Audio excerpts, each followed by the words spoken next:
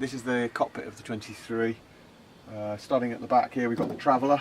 This bracket here is bolted on to hold the mast when you're trailing, so that normally comes off when you're sailing. The tiller, when you're sailing, obviously swings down.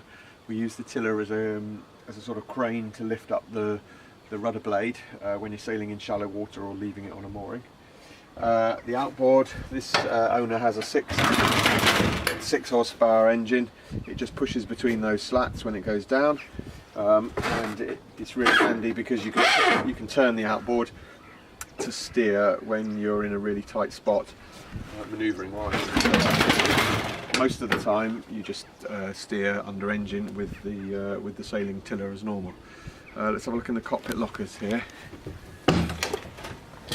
So in this locker you've got the fuel for the engine. You've also, at the front end, you've got the divert valve between that determines whether the manual bilge pump pumps from the bilges of the boat or from the water ballast tank.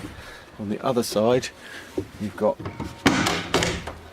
an empty locker, apart from that's the electric ballast pump, which is an option to pump out the ballast water. If you look down here in the bottom front of the cockpit, you've got the place where the water ballast is operated from.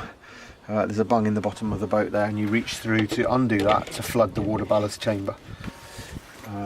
This owner has got some electronics. He's got a Garmin and a wind instrument system as well.